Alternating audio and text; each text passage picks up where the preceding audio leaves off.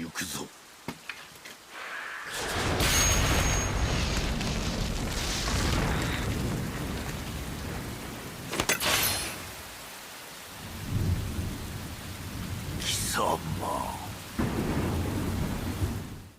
know, a lot of times people look at anime as a lesser form of media, or they look at it as a form of media for children, right? And you know, it's one of the it's a lack of understanding and just ignorance, right? It's the same thing to where, like, I think last year or maybe the year before, Squid Game took the world by storm on Netflix. And what that did is that acted as an entry point into people discovering regional or foreign shows that demand their presence, that demand them to watch it because it's doing something unique and special. It's not that it didn't exist before this specific piece of media existed. It was the ignorance of not knowing what's there. Or when somebody said, hey, have you watched a K-drama? They're like, why would I watch something that's not in my language, right? Or, you know, whether that's a Japanese drama or a Taiwanese drama, whatever it is. So that same method of thinking can be used on anime. If you were to ask your average Karen at the Starbucks or at a Target, hey, do you watch anime? They'd be like, what am I, 11, right? And they have this stigma, or it has this stigma, as it's always had about it for the last 30 years, that it's something that's made for children, or it's a media or medium that cannot be taken seriously. I wanted to start this video with that little monologue because this episode of Bleach, like, I am damn near in effing tears. Like, I got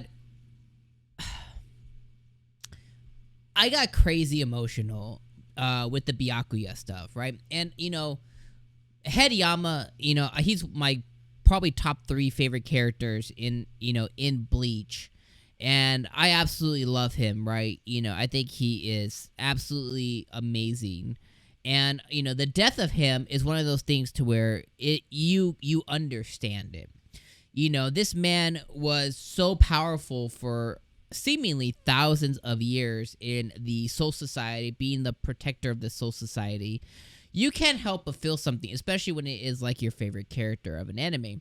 And I do 100% totally feel that. But at the same time, he's lived these thousands of years. You know what I mean? So him dying, the way he went out was spectacular.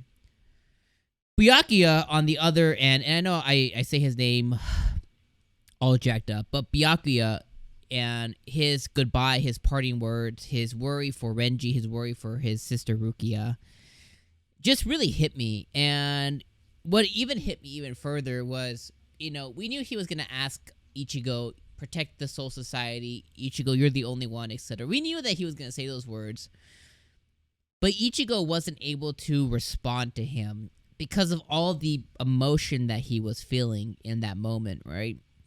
And that just, it just really hit me in the gut. And I can't believe that one of these characters that, you know, I've grown up with my whole life, right? Like, I started watching this anime when I was 15 years old, right? I started watching it in 2004, 2005, whatever it was. And I remember watching Bleach through my college years, you know, and we're talking seemingly, you know, almost 20 years ago at this point, you know, 15, 20 years ago at this point, you know, coming up on it pretty quick. We're damn near in 2023. And, you know, to lose a character like that, it really hits you emotionally. And then, you know, when you transfer over to the, you know, Hirayama, you know, Yamamoto, genryusai, you know, him and the way he got killed, you know, I really wish that he would have gotten killed at the height of battle or something. Like, he just fucked up and he just wasn't able to pull it off or something. Like, I wish that it was a little bit more spectacular, but last episode was one of the best episodes of anime I've ever seen. And I've had about a week to reflect on what I said last week, which was like, yo, was this the best week of anime ever? And it honestly might be like top 3 for me. I mean, like, when I think of fights, right, I think of the Cell fight with Gohan when Gohan overcame Cell. You know, I think of the All Might fight, you know, in My Hero Academia. I think of the All Might fight with, you know, with One for All, you know, and I think this one might be the one, kind of like right after that.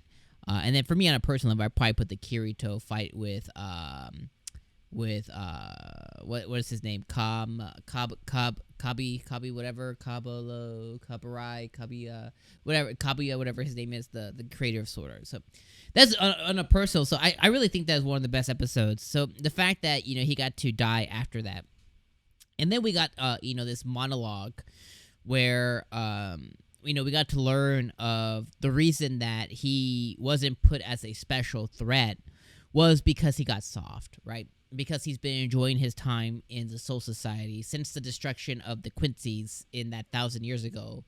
The Soul Society, the human society, has flourished in peace necessarily, and in that, instead of basking in savagery and evilness, genryusai, Captain Yama was basking in love and the love that he had for people, which in turn made him soft, which is the same thing to where he even called him out for saying like, oh, the reason you didn't heal your arm was as a sign for your love for the humans, right? You didn't want to use orihime to easily put back your arm in that case.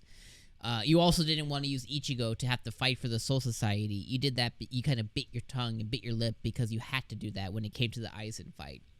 So you had this monologue that was just incredible, that gave us a real backstory on how Captain Yama felt. And we even got a flashback to him where he had one of his students, come and look at his painting. He was like, that monster in this painting will never come back to the Soul Society. He was referring to himself, right? So it was a beautiful end and just really heavily emotional.